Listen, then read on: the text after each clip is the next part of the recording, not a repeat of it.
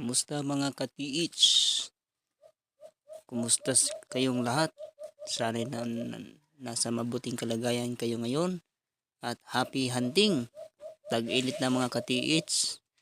At kumusta po kayo sa ating mga site?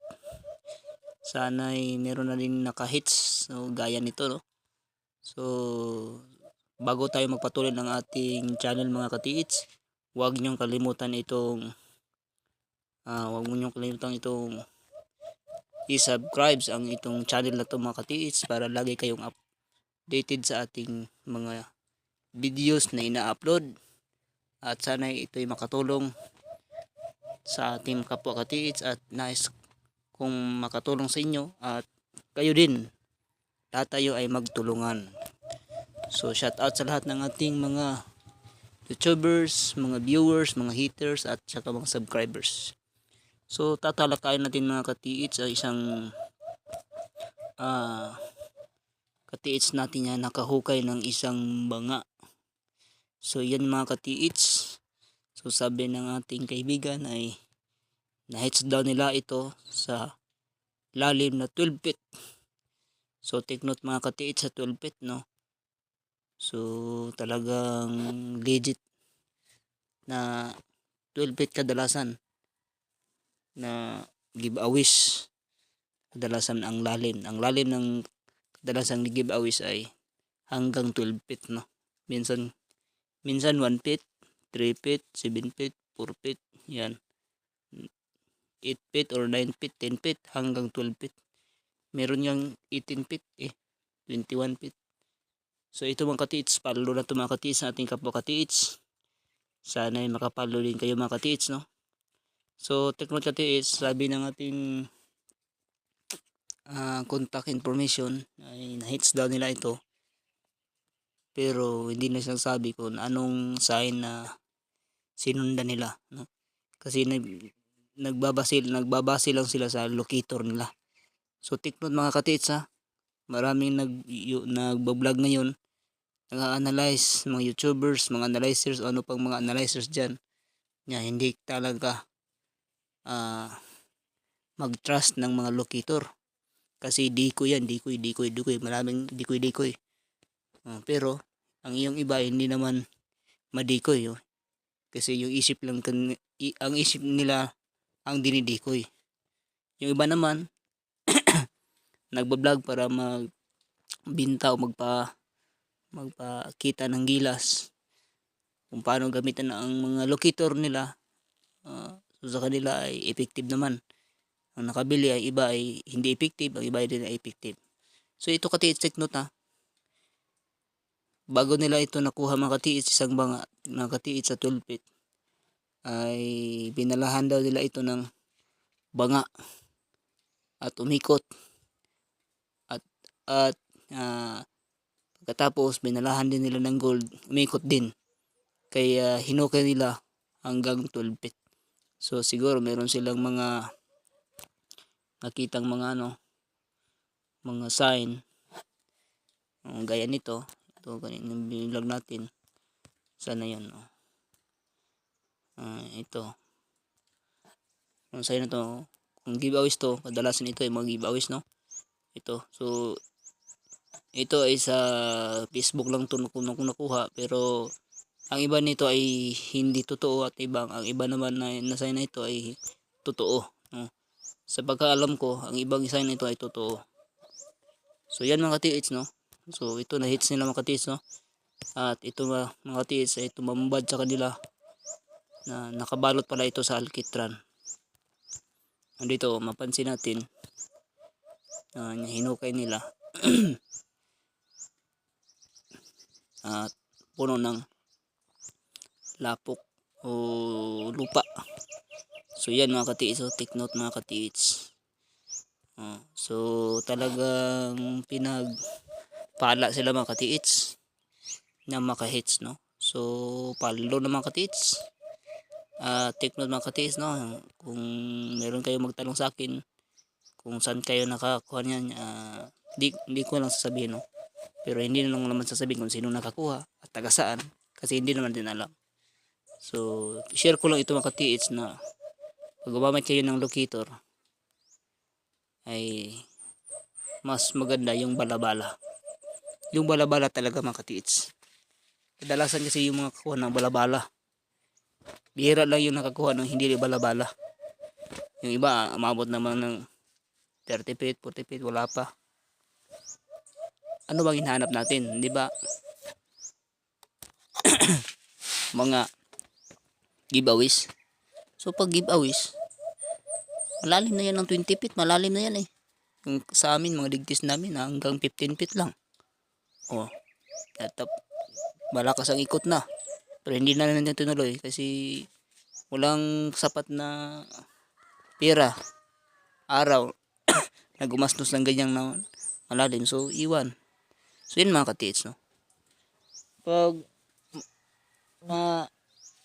matyaga tayo, talagang sa 100 na hukay, syaro, kahit isa wala, no? Di ba? So, sikap lang mga katiits. Huwag yung masyadong madaliin natin. Nagmamadali. Minsan kasi yung iba, magmamadali. Yung iba naman ay natapon na. Yun na pala, meron na palang yung laman. So, yan lang mga katiits. So, take note na katiits. Kahit na, pasitibang area, na tapos, nag-trust na tayo sa mga sign-sign, mga kudsign, hindi naman lang lahat mga sign na totoo. So, sa ngayon mga katiits kasi marami ng high-tech na gamit ngayon. Hindi tayo makabili, kaya punta talaga tayo sa sa mga sign. Pero pag meron tayong nabalitaan na mayroong locator nga nakakuha at bininta sa atin, so talagang mapasubok tayo no makabili. Tapos hindi naman tayo marunong gumamit. So yan lang mga tits, pagsubok yan sa atin. Pero kung meron kayong site ngayon na maabot ng 70 feet tapos wala pa, pag-isip-isipan nyo mga katiits, no? Baka umabot na kayo ng inner core. So, kawawa naman yung pinanser. Yan mga katiits, no? So, hanggang 15 feet lang. Pag malalim, wala na. Lalong-lalo na yung 7 feet. 7 feet pa lang. Pag hukay nyo, lalong-lalo na sa malapit sa sapa na 7 feet lang. Tapos matubig na area. Ayun. Iwanan nyo na yan mga katiits. Update tayo mga katiits sa susunod na araw o susunod na week. Ay balikan natin yung iniwan natin na na digging, yung 9 feet yung nakita natin na green clay na lupa green clay na lupa. Tingnan natin, no? So ito mga katiis, no? So ito yun sa hukay namin. Ito yung nangyari, no? So ito ay sa box ito, kung sino nito naniwala ay mas mabuti. Pag hindi, para sa hindi maniniwala nito na ganitong libro na nakasulat, ay wala naman tayong magagawa sa inyo, no? So i-share ko lang ito. So ito mga katiits, bago kami naghukay, ito nadaanan namin itong pyramid rocks. Kadami nito mga rectangular, yan. Ito mga seashells, corals in the year. Pero hindi kami nakadaan nito ng ceramic. Wala yung ceramic na nakita namin. Pero mga banga kuha namin, no. Tapos dito lang mga katiits, ang last namin ay 9 feet. Ito na mga katiits. Ito ang dadaanan na yung number 4. Yan. Green planks of wood. Ano bang ibig sabihin? Sinabi dito, note between the green and red plank, a gray jelly substance was found, believed to be poison. Please be aware. So ibig sabihin mga katiits, nadaanan namin ito mga katiits, pero hindi pa namin nadaanan ng poison. Pagka 9 feet, nakita namin itong, sabi to, itong hugis na to, itong kulay na to. Yan, green. Green, sa amin dito, green and red planks. Agree. So, halo-halo. So, yun ang na-encounter namin. Green, gray. Jelly substances was found. Oh, totoo talaga ito mga katiits, no? Pero, dinetect ko sa aking locator, merong poison. So, tamang-tama, sinabi dito, meron talagang poison na ma-encounter ninyo. So, ibig sabihin, ang aming hukay ay positive. Positive. So, kunting ingat kami nito sa susunod na paghukay namin update. Kasi ang nangyari ngayong hukay, na dumaan ng halos isang buwan kasi pinahinto ko kasi malalim na. Target ko kasi 8 feet lang. Pero lumampas na kami ng 9 feet. So, tinuloy ko hanggang 9 feet. So, 9 feet lang, 9 feet lang kami. Hindi namin ituloy. Kasi okay namin yung katiits, ganito. Ganito kasi example. Ito tayo sa blank. Okay namin yan. Anan, yan. Dito, yan. Okay na kami dyan. Dito yung opening. Dead Creek ito sa katiits Dead Creek. Ganito ang itsura sa Dead Creek niya. Ito yung main niya. Sapa. Ito yung Dead Creek. Yan.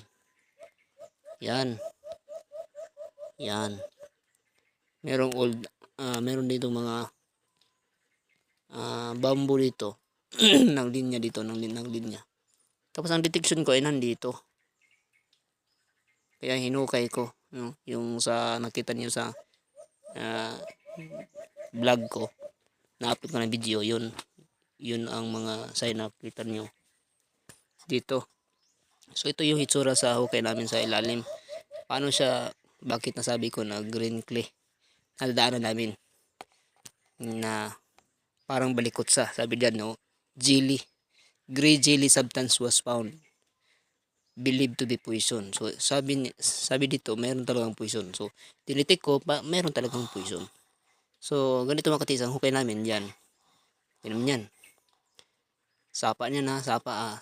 Kulay yan din, diba? Sapa niya na, ganyan. Sapa. So, nandito kami sa gilid. Iba natin. Nandito. Example. Ito yung sapa. Yan. Dito yung mga kawayan. Naglinya-linya yung kawayan, no? Naglinya-linya.